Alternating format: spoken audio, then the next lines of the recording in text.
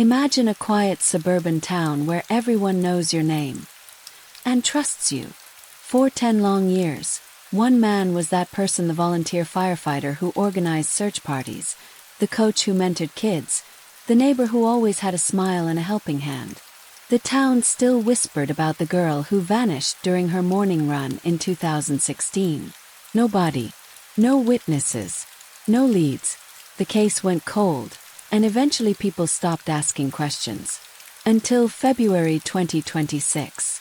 A utility crew replacing aging drainage pipes beneath Maplewood Drive heard an odd metallic clink. One worker reached in and pulled out a small, corroded black rectangle wrapped in slime and rust, a Garmin Forerunner fitness tracker, model from 2015.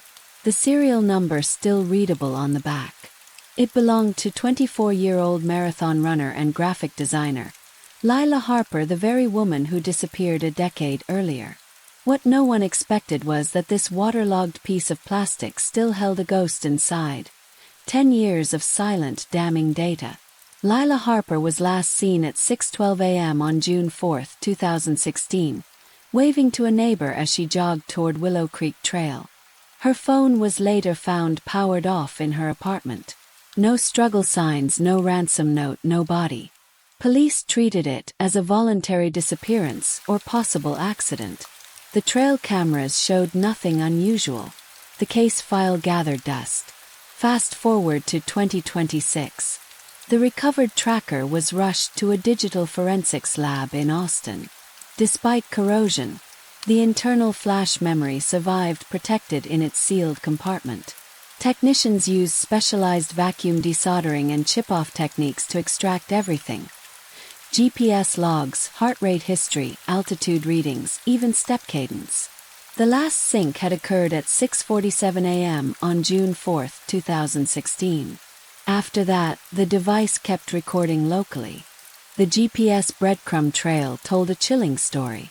Lila's normal 5-mile loop followed the creek path eastward. At 6:31 a.m., her route suddenly veered west off-trail, toward a residential cul-de-sac 2 miles away. The deviation was sharp and deliberate. Heart rate data painted the rest.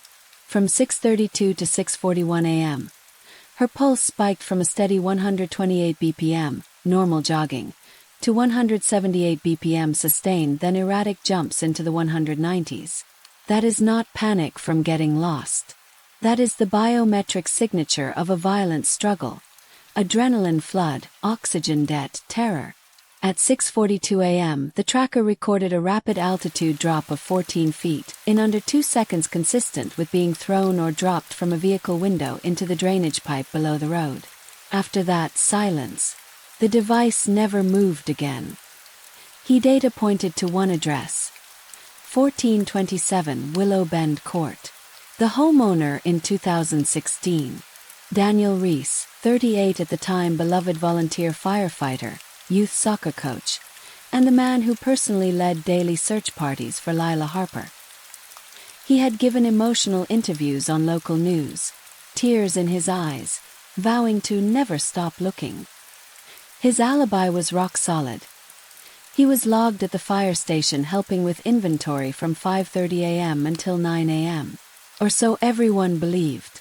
The breakthrough came when investigators cross-referenced the tracker's final GPS ping with cell tower data from every phone in the area that morning.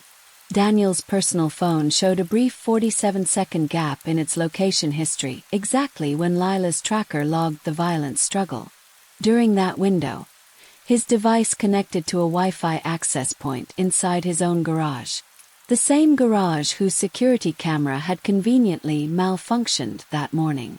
The altitude drop matched the height from the driver's window of his 2015 Ford F-150, confirmed by forensic reconstruction. When confronted in the interrogation room with a synced biometric timeline, pulse spikes, GPS deviation, altitude plunge, Daniel's calm facade cracked. "That's impossible," he repeated, until the detective placed a printed heart rate graph on the table, a jagged red line screaming murder. He broke at 2:17 a.m. after 11 hours. He confessed to luring Lila to his property under the pretense of showing her a shortcut trail, then strangling her in a rage when she rejected his advances. He hid her body in a sealed concrete vault beneath his detached workshop. The vault had never been searched. Why would it be? He was the hero leading the search.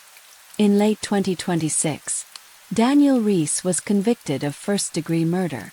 Lila's remains were recovered exactly where the tracker's immersion coordinates indicated, inside the sealed vault beneath his garage floor. The statute of limitations had nearly expired. The fitness tracker gave justice one final heartbeat. We live in an age where every step, every pulse, every wrong turn is quietly logged. A device you wear to track your fitness can one day track your killer. The digital shadows we leave behind don't forget. And sometimes, after a decade of silence, they finally speak for the dead. If stories like this of cold cases cracked open by forgotten data, of justice arriving long after hope faded, keep you up at night in the best way, hit that subscribe button and turn on notifications. We uncover more hidden truths every week. Thanks for watching. Stay aware. Your watch might just be watching back.